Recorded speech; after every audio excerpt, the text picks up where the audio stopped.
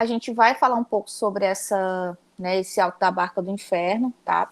Eu até tinha colocado para vocês algumas imagens, né, que geralmente a gente acaba vendo em algum livro, né, sei lá, de história, não sei, de artistas que tentam, né, de certa forma, retratar o que seria esse inferno. E essa cena, por exemplo, é uma das imagens que a gente teme muito, né? Eu não sei se muitos de vocês têm medo desse quadro aí. Por exemplo, esse quadro aqui, como ele é antigo, né? Na época que eu fazia ensino médio, por exemplo, ele estava nos livros de história e eu tinha pavor, né? Eu tinha pavor desse quadro, me assustava bastante. E na época, né? Ave Maria, eu era muito religiosa, né? E eu ficava, meu Deus do céu, o inferno é desse jeito, meu Deus, olha o cão bem aqui, ó. Aí eu ficava, oh, meu Deus, o Satanás bem aqui. Né? Mas na verdade é uma das visões, por exemplo, que lá na Idade Média o clero tentava, né, colocar para a sociedade como é que seria realmente esse inferno. Na verdade, ninguém sabe, né? Ninguém sabe se existe realmente inferno, né? Isso, até hoje isso é um mistério, né? Entre céu, inferno, isso é mistério. Então, quem, por exemplo, é católico, né? Muito católico, realmente, de acordo com a sua crença, né? Tem que acreditar que existe, né? Mas, se a gente for levar mesmo o conceito da razão, ainda é um mistério, tá? Então, assim, são imagens ou conceitos que, por exemplo, lá na Idade Média, o inferno ele era representado. Né? Então, aqui, por exemplo, a gente tem um quadro, sei lá, do século XIV, né? Então, lá no século XIV, por exemplo, os artistas tentavam retratar o inferno dessa maneira, né? Para que a sociedade tivesse uma base de como é que seria. Só que ninguém sabe como é, ninguém sabe, tá? Deixa eu voltar. Pronto. Outro contexto, né, que eu citei muito para vocês e que eu até pedi para que vocês tomassem cuidado também, é esse termo, né, automoralizante, né? Ele pode acabar surgindo na prova de vocês. Quando a gente fala de moralizante, a gente fala de moral, né, de comportamento da sociedade. Querendo ou não, a gente acaba falando um pouco da hipocrisia, né, de pessoas que condenam o outro e não olham o próprio erro, né? Então, a gente vai ver muito isso, principalmente em personagens, né, diversos personagens dessa peça chamada Alta Barca do Inferno, tá? Então, a gente considera essa peça um automoralizante, porque vai falar dessa hipocrisia, né? Ao mesmo tempo que, por exemplo, você está ali assistindo a peça, você ri, né? Que a peça se torna engraçada, porque é cômica, você ri daquela peça, ao mesmo tempo você vê cenas, né, que trazem essa temática mais séria, né, essa reflexão mais séria sobre alguns comportamentos de indivíduos na nossa sociedade, e depois você sai também dessa peça refletindo sobre isso, né? Que ser humano realmente nós devemos nos tornar. Então é muito interessante, né, sei lá, essa confusão de sentimentos que esse dramaturgo, né, o Gil Vicente, ele acaba jogando para a plateia. Eu acho isso genial, né? Eu acho isso muito único e, claro, para a época foi uma novidade. Vamos lembrar o que é alto, né? Eu até tinha explicado para vocês aula passada, mas vamos lembrar, né? Todas as vezes quando vocês ouvirem esse termo alto, né, em relação às artes, né? Um alto, principalmente quando a gente fala de teatro, alto é uma peça religiosa. Essa foto aqui, essa foto não, na verdade, essa pintura, né? Ela remete muito bem como é que eram as apresentações nesse período mesmo, tá? Então, geralmente o palco era assim mesmo, no ar livre, tá? As pessoas, elas acabavam vendo essa peça de uma forma mais simples, tá? Mas, claro que tempos depois, né, o teatro ele passa, né, a ficar um pouquinho mais concreto, vamos dizer assim, né? Mas antigamente era dessa forma, né? As peças eram apresentadas dessa maneira, né, ao ar livre, com o público, né, dessa maneira, tá?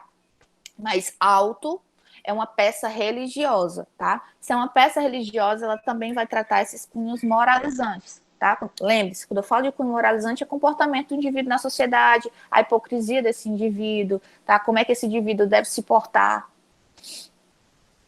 Pronto, ó. Eu até tinha deixado esses exemplos, né, que são exemplos que inclusive a gente conhece, ó. Por exemplo, ó, aqui o Alto da Compadecida, que não é uma peça portuguesa, claro, mas é um exemplo, né, do nosso teatro brasileiro para vocês terem uma base, né, de como é que é um alto religioso. Então, alto eu coloco até como uma designação genérica para uma peça pequena de representação teatral, tá? Mas, por exemplo, o alto, ele tem origem na Idade Média, tá? Então, ele começa lá na Idade Média, porque lá na Idade Média mesmo, ele tinha esse caráter mais religioso, né, das pessoas usarem justamente para contar a história de Cristo, a história de alguns santos, né? Então, a origem mesmo do alto né, de origem da Idade Média, tá? Mas, claro, né, que com o tempo as coisas elas vão se modernizando. Pronto. Continuando aqui, tá? Aqui tem algumas características, né? Por exemplo, eu coloco que seus personagens, né, aqui dessa peça, não são seres individualizados com a psicologia própria, né? Então, por exemplo, cada personagem ele tem uma característica diferente, tá? É tanto que mais à frente vocês vão ver que eles trazem consigo, por exemplo, alguns objetos que correspondem às características, tanto físicas, psicológicas, características sociais também. Então, cada um tem uma característica própria, tá? Seus personagens são abstrações, generalizações, símbolos ou alegorias, né? Mesma coisa, tá? Então, esses personagens eles vão retratar pessoas que estão dentro da nossa sociedade. Quando a gente vê esse personagem, a gente imagina, poxa, tem realmente pessoas aqui no nosso meio que agem dessa maneira, ou que se vestem dessa maneira. No geral mesmo, a gente leva mais para o lado de agir, né? De personagens que agem dessa maneira. Pronto.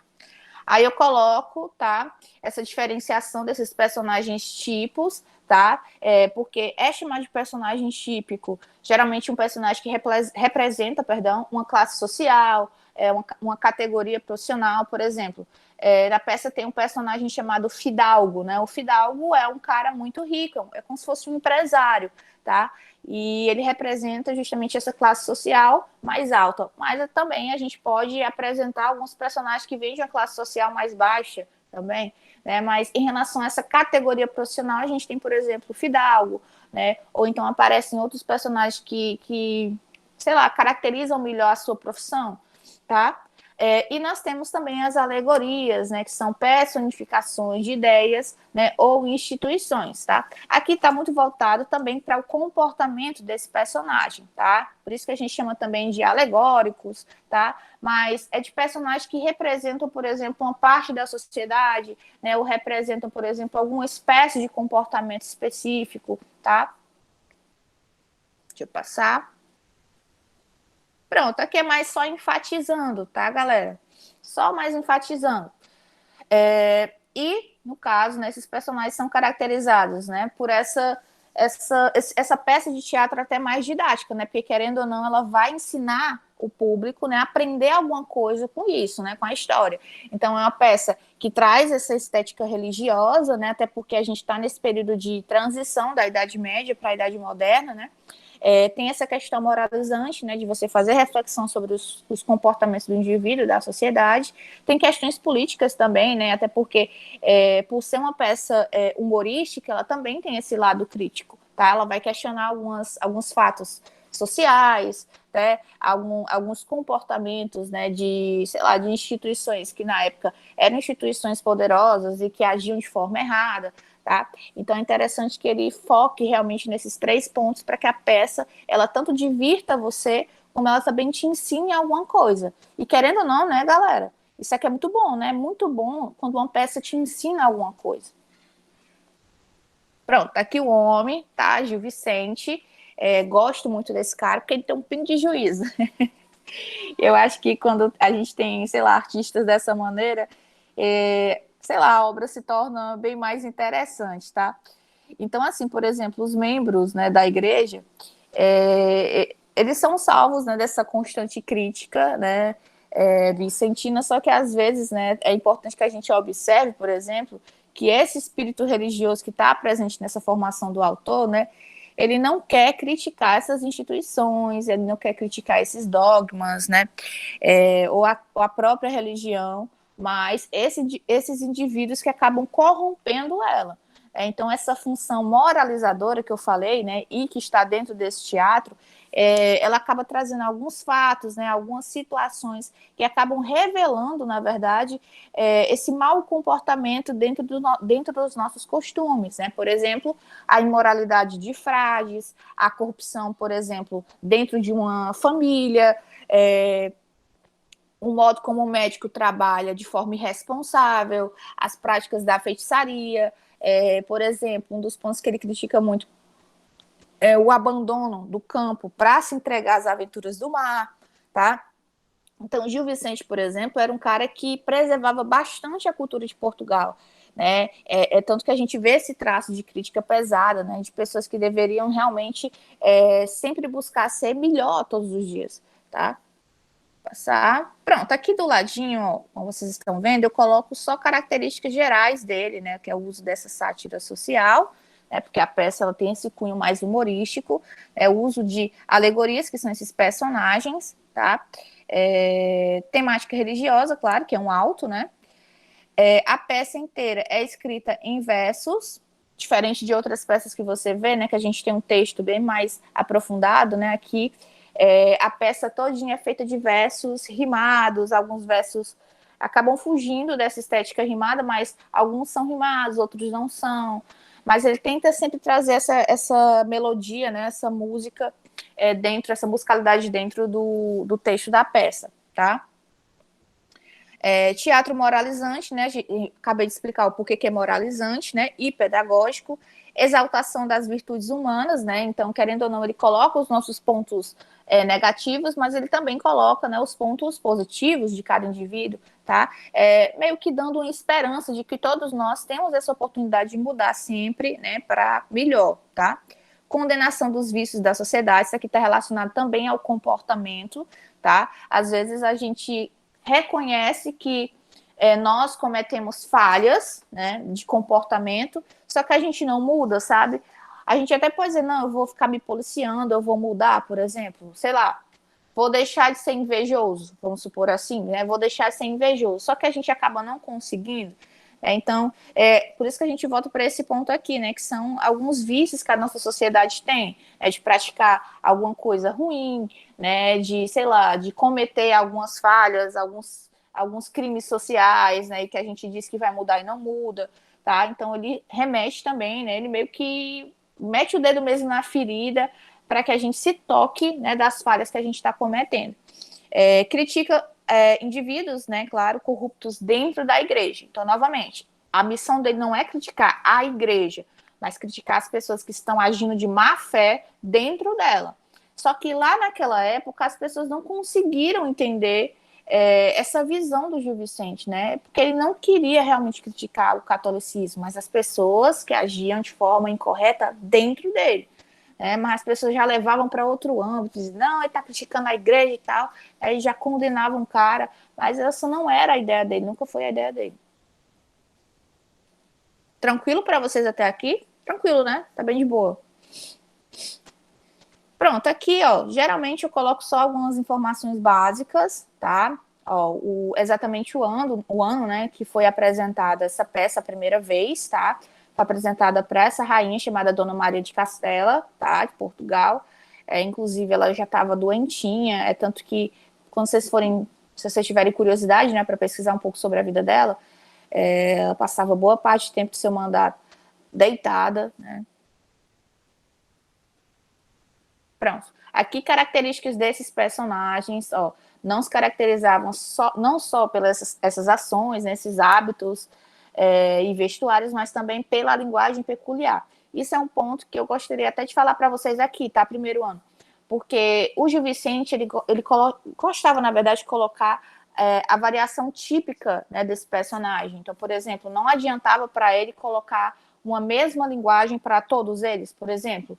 Imagine se ele colocasse uma linguagem formal, né, que seguisse perfeitamente a gramática para todos os personagens, sendo que tem um personagem que é analfabeto, tem um personagem que, por mais que não seja analfabeto, ele não teve 100% de condição de ter uma boa educação, ou então a gente tem um personagem que não fala, que fala, por exemplo, uma linguagem própria, sei lá, jurídica. Então, nós temos pessoas diferentes, assim como linguagens e comunicações diferentes. Então, ele achava válido que cada personagem também tivesse essa particularidade, até no modo de falar. Até porque todos nós, né, querendo ou não, a gente fala de maneira diferente, dependendo aí de situações, tá? Pronto, aqui só características da peça, tá? O espaço, ó. Deixa eu deixar assim, que é bom que vocês vejam a imagem, né? Do lado, ó, o espaço, né?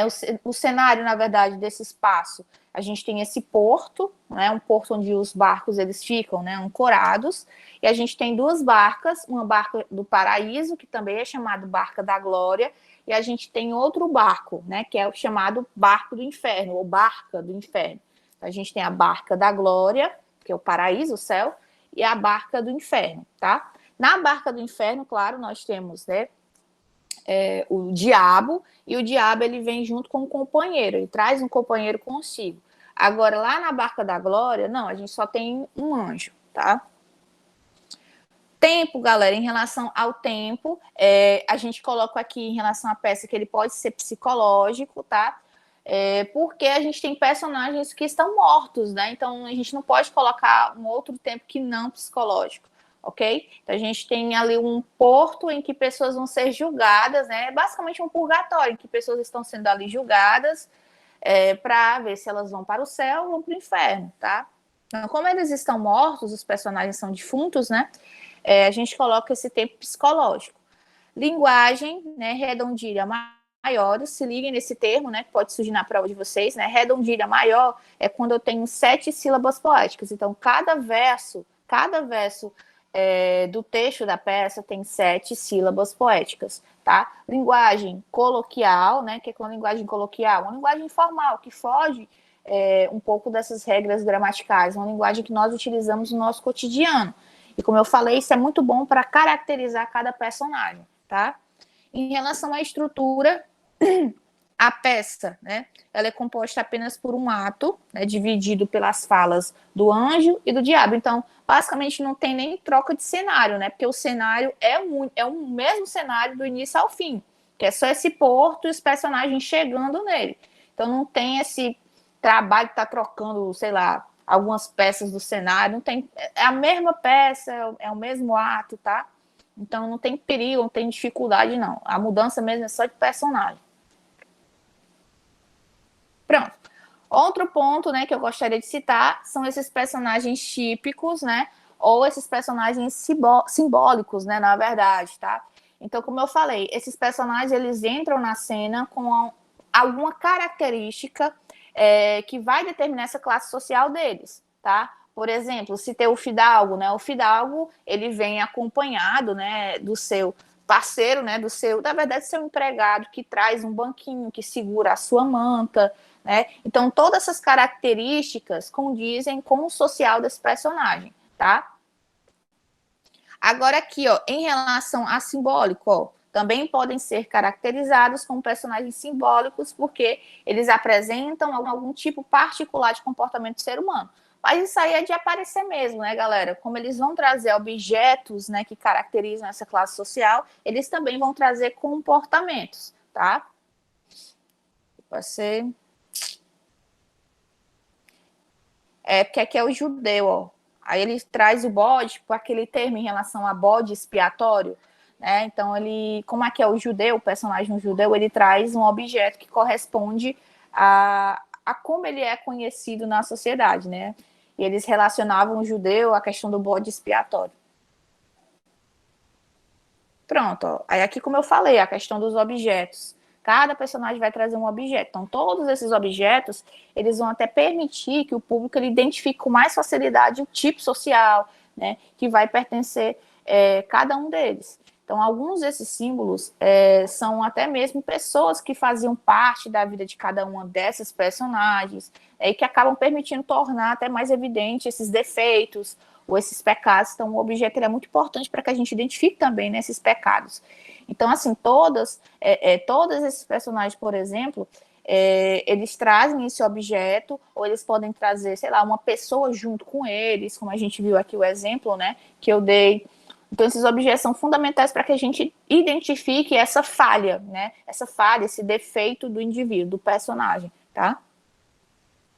Pronto, ó. Muitas informações, né? Mas calma aí que tô chegando. Pronto, ó. Obra alegórica. Olha aí outro termo que vocês podem acabar achando na prova de vocês, tá? Então, em relação a ser uma obra alegórica, tá? Alegórica está relacionada ao que a gente falou lá no início, né? A questão da moral, né? Do comportamento do indivíduo na sociedade. Agora, conforme eu coloco aí no conceito, né, afirma que é uma obra alegórica tanto com relação aos personagens quanto às ideias que, no geral, perpassam a dedução moral. Então, quando vocês ouvirem esse termo, né? Ouvirem não, virem nesse termo na prova, obra alegórica, é para enfatizar, na verdade, a moral, né? A moral do indivíduo, né? O comportamento do indivíduo na sociedade, tá? Não é, rapaz? É só relacionar para ver se lembra da palavra, né? E estrutura externa, como eu falei, né? Aqui só é mais enfatizando, ó, a gente só tem um ato porque a gente só tem um cenário, tá? Então não tem esse problema, né, de, sei lá, mudar, né, para mais de uma cena. Ó, esse aqui é o exemplo do Fidalgo, ó. O Fidalgo, ele entra, ó, na peça, todo de capa, como vocês estão vendo.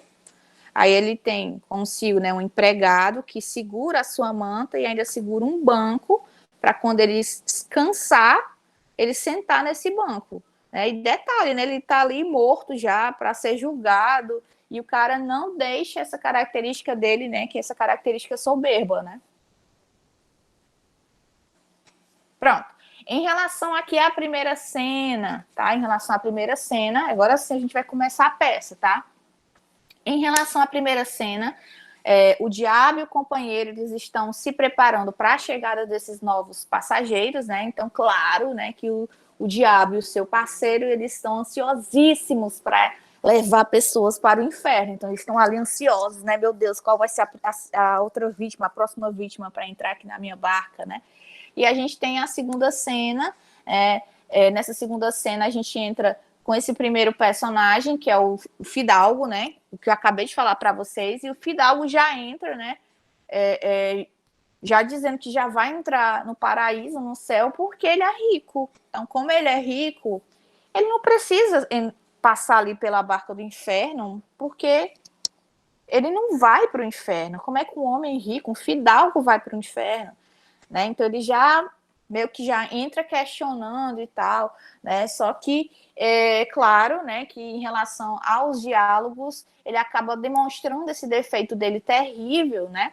Em relação a ser muito ambicioso, a ser, como vocês estão vendo, né, é um pouco grosseiro, de se achar demais, né, de ter essa soberba muito aflorada, e claro, né, que ele não vai ser aceito na Barca da Glória, óbvio que não, tá? Ele acaba adentrando na barca do inferno, ok? Então, conforme eu coloco aqui, o fidalgo, né, ele é condenado à barca do inferno por ter levado, né, uma vida tirana e cheia de luxúrias e pecado. Então, como ele vai para a barca do inferno, Satanás tem já um membro e o anjo, né, que é a salvação, zero, tá? A gente aqui tá fazendo quase uma competição. Na terceira cena, tá, a gente entra com o onzeneiro. O onzeneiro é como se fosse um agiota, né? É como se ele emprestasse dinheiro, né, para as pessoas. E, claro, ele acaba sendo muito ganancioso, né, cometendo algumas falhas, né, também em relação a esse empréstimo de dinheiro. E ele já entra na peça segurando, né, um sacozão assim, né, de dinheiro. Tem peças que ele segura um saco nas costas e outras peças que já é um saco assim, né, cheinho, mas ele segurando assim na mão, tá? Então o usineiro, ele entra com esse saco de dinheiros, que eram moedas, né, e ele já entra pensando que ele vai também para a Barca da Glória, mas óbvio, né, que essa vida que ele teve, né, foi uma vida cheia de avareza, cheia, né, de ganância. Ele cometeu muitas falhas, né, sendo agiota de empresas, e óbvio, né, que como ele praticou muito pecado, ele vai para o inferno, tá? Aqui, ó, o onzeneiro. Aqui é o onzeneiro.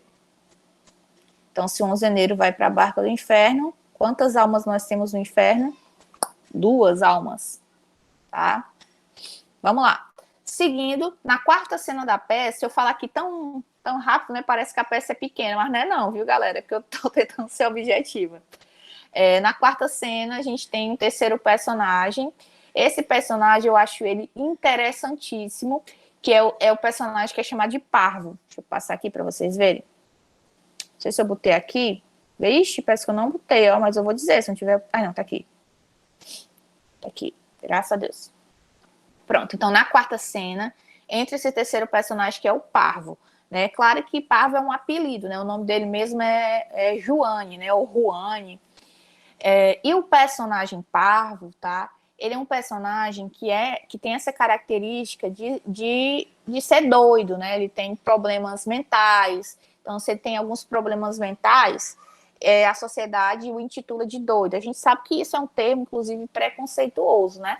Mas como ele tem alguns problemas mentais, ele não tratou esses problemas mentais, até por conta, né, do período em que nós estamos falando, a sociedade o intitulava de doido, de sem noção, porque como ele tinha alguns problemas psicológicos, ele não media as palavras, então ele era extremamente sincero, ele era muito transparente, tá?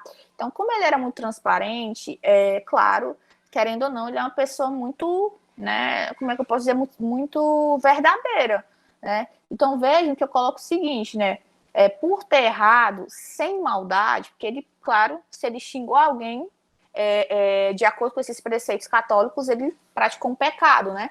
Só que esse pecado que ele praticou foi sem maldade. Por quê? Porque ele tem problemas psicológicos, né? Ele não teve a intenção de fazer isso, tá? Mas ele está nesta cena exatamente para ser julgado, para ver como é que vai ficar, né? Então, já que ele infelizmente cometer esses pecados, como é que vai ficar, né, a situação dele? Será que ele vai para a barca da glória ou vai para a barca, né, do inferno, tá? Mas o interessante da peça é que ele não entra imediatamente nem em uma barca nem em outra. Ele fica ali, né, fora, julgando todo mundo que vai passando. Então ele opta por não entrar imediatamente ou em uma ou em outra barca, tá? Ele fica do lado de fora, achando graça de todo mundo, mangando de todo mundo que está chegando, né? Que morreu, que está chegando, ele vai julgando, apontando. Tem uns termos, inclusive,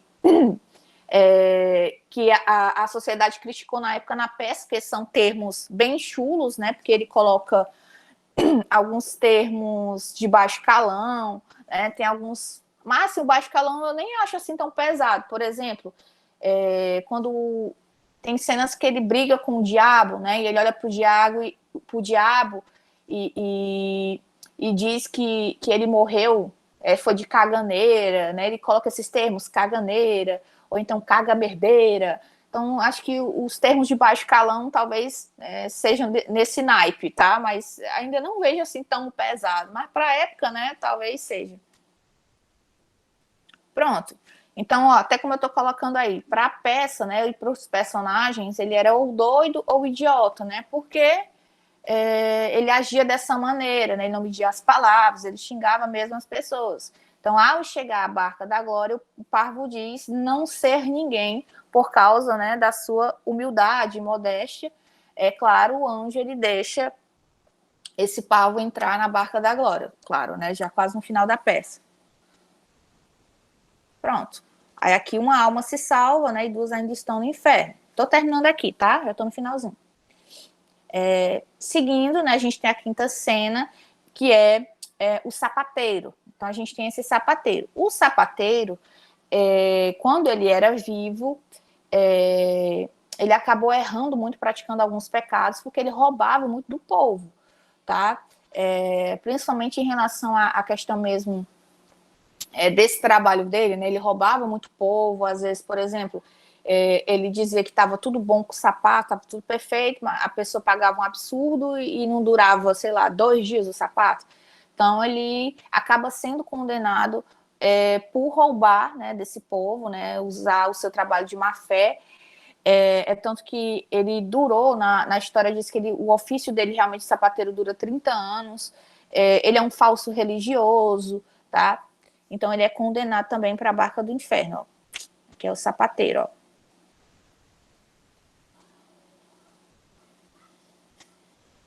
Então, placa aí das almas, nós temos aí 3 almas no inferno e uma só que salvou.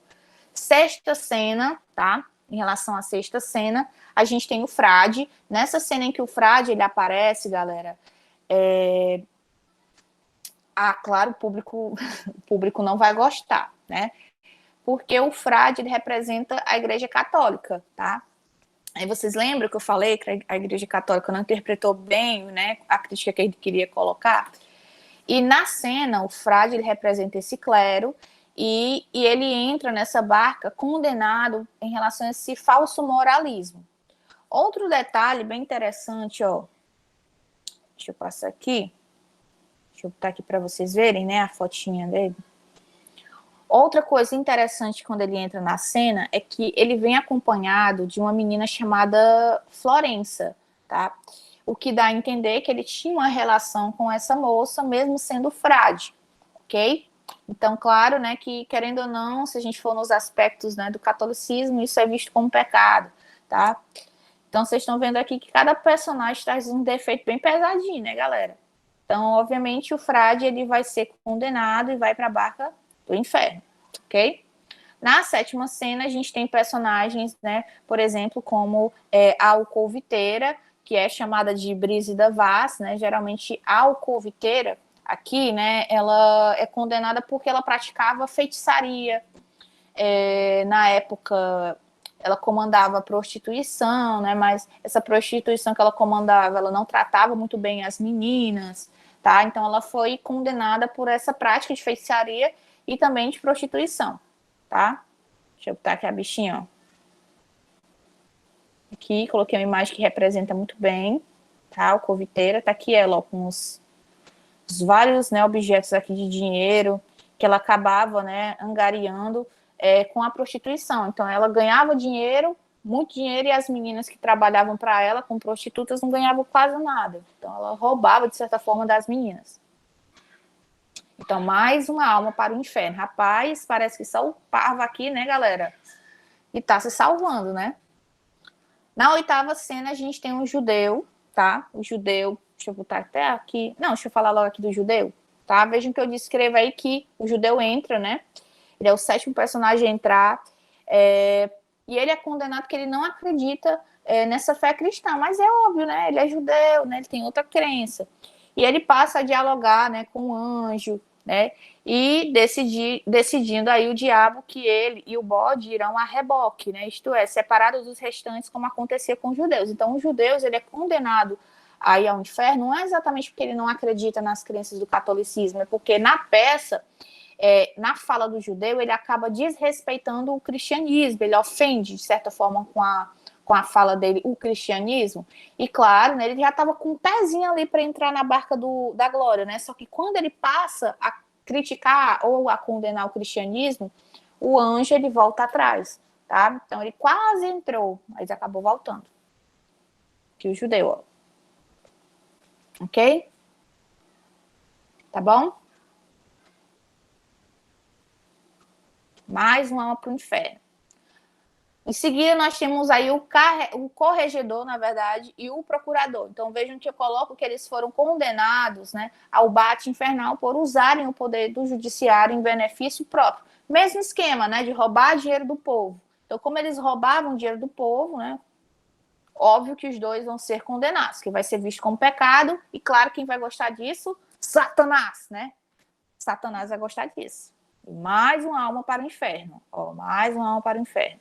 A gente tem um personagem, né, que é o personagem enforcado. Ixi, não teve esse personagem? Sim, a gente teve um personagem chamado enforcado, tá? Conforme vocês estão vendo aí, né, eu descrevo que o enforcado, né, ele entra na cena realmente com essa corda no pescoço, tá? E ele vem convencido que tá indo, que vai pro céu, tá?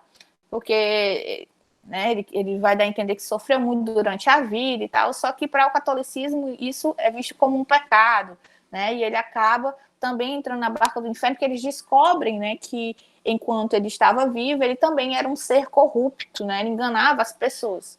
E, claro, também vai para o inferno.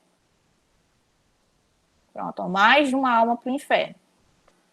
Pronto, aí a gente tem aqui já, né, a 11ª cena. Essa 11ª cena é a cena final, tá, galera? Eu já cheguei na cena final. Na 11ª cena, entra na peça, né, 4 cavaleiros, tá? E esses 4 cavaleiros, eles já têm essa entrada já garantida para o céu. Por quê? Porque desde a Idade Média, os cavaleiros, eles eram vistos como heróis, né, na cultura de Portugal, porque eles tanto defendiam Portugal como eles defendiam Deus, a Igreja Católica, de uma maneira respeitosa. Como eles eram vistos, né, como esses heróis aí, né, eles agiam realmente, né, de forma correta, eles sempre tentavam transmitir esse respeito às pessoas. E, claro, na cena, né, eles queriam trazer esse estereótipo do herói realmente cavaleiro, e eles meio que já tinham a sua entrada já garantida no paraíso, tá? Pronto, ó, deixa eu colocar aqui, ó. Então, conforme eu coloco no material, né, os cavaleiros, eles representam o quê? A fé cristã de Portugal, ok? Pronto, ó. Aí no placar da alma, né, no geral, aqui a gente tem 9 pessoas, né, que foram para o inferno, né, e 5 aí acabaram se salvando, né? Apresentam aí outros personagens, tá, galera? Mas eu coloquei os principais. Mas assim, foi que vocês acharam, hein, galera? A gente já pensa logo no juízo final, né? Se o juízo final realmente acontecer, né? O pessoal diz, um dia Jesus vai voltar e vai julgar, vai julgar e tal. Juiz Vocês final acham? passando os pecados tudo no telão. Ou não é? Só pelo placar aqui, vocês já viram, né? Que por pequenas coisas, né? Esses personagens, eles embarcaram nesse inferno. E aí, vocês acham que se um dia, né?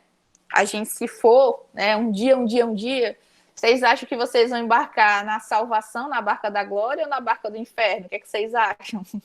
No momento, eu acho que eu não iria pro céu, não. O Senhor, meu Deus do céu, eu já tô aqui já contando todos os meus pecados, né? Tia, Oi. isso aí me lembra, né, a história que eu avô contou uma vez, que tipo, tinha um homem que fazia tudo que não prestava. Ele matou, Aham. ele fazia nada que prestava, mas só que no final da vida dele, ele salvou uma aranha e ele foi pro céu. Ô, Ave Maria, salvou só uma aranha e só isso garantiu. E ele Ah, nem se isso fosse percebeu que tinha verdade. salvado, tia. Ô, pobre, né? Rapaz, já Acho que eu vou pensou? fazer isso também. Se for desse jeito, né? Se o céu realmente existir e for desse jeito, tomara que isso aconteça com todos nós, viu? Eu te dizer, se for. Imagina a vergonha, professora, o nosso pecado passando telão para todo mundo ver. Deus me defenda, né? Cancelamento lá no céu. Cancelamento de todo mundo lá no céu. Mas é interessante, viu? Olha a reflexão que ele acaba dando para a gente, né, em relação aos nossos comportamentos, da gente olhar também um pouco para o nosso umbigo, né, metaforicamente falando, antes de julgar o outro, até porque todos nós, né, somos repletos de pecados, né, de defeitos, e que a gente também passe a olhar, né, para dentro da gente, para que a gente olhe, sei lá, o nosso comportamento dentro da nossa sociedade de alguma maneira, se a gente está contribuindo também de algum modo, se a gente está agindo de forma positiva. Querendo ou não, a gente volta para a temática do cancelamento, né? A gente faz essa semelhança de pessoas hoje cancelando, sei lá, uma pessoa pública que faz uma coisinha de errado. Mas, na verdade, se a gente fosse, na verdade, filmado 24 horas por dia, cada um de nós, é doido, todos os nossos defeitos iriam ser expostos. Então, querendo ou não, é como se a gente tivesse uma multidão inteira sendo cancelada. Então, assim, é muito interessante essa reflexão que o Gil Vicente acaba fazendo quanto às nossas práticas sociais, como é que a gente age dentro da nossa sociedade. Né? Então, na época, muitas pessoas não interpretaram isso, mas é tão claro, né? Tá tão claro de se interpretar, né? Da gente fazer essa autoavaliação, de ver como realmente a gente deve se portar, né? Entre as pessoas, né? Também dentro de casa. Assim, bem interessante, tá? Eu vou tentar, galera, baixar essa peça, porque as que eu tenho aqui em PDF, elas não estão traduzidas. Eu vou tentar ver se eu consigo uma traduzida para enviar para vocês, porque a traduzida é mais fácil de vocês compreenderem. Pronto. Aqui, galera, eu deixo mais enfatizado, né, na questão da linguagem, né? Por exemplo, esse texto do Gil Vicente, ele é até mais do que um texto para rir, né? Eu até coloco que ele é uma espécie mesmo de documento histórico, porque ele vai fazer com que a gente conheça esses hábitos, esses defeitos da nossa sociedade desde esse período, tá? Então, assim, claro que o caráter artístico, né, o humorístico também, eles acabam se conjugando, né? Eles fazem a gente rir, inclusive, até hoje, porque essa peça é apresentada até hoje em teatro. tá?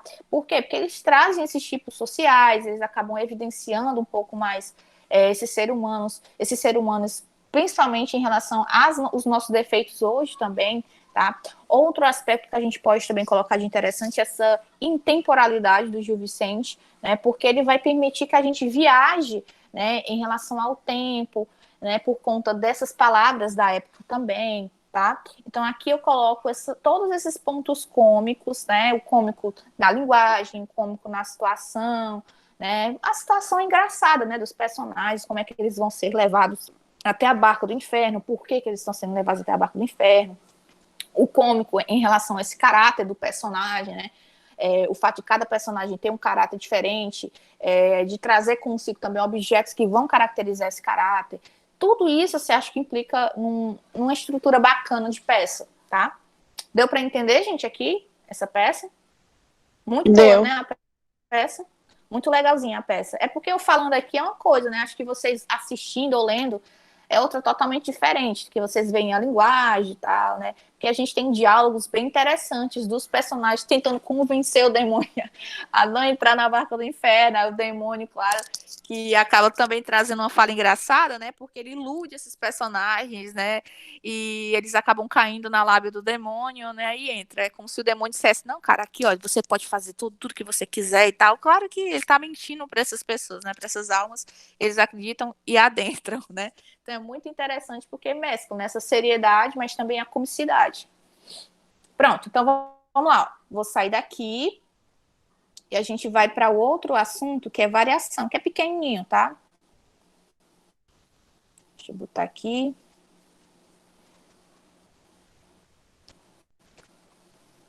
Eu vou fazer assim, eu vou pausar essa gravação e vou começar outra, né? Para ficar 2 vídeos.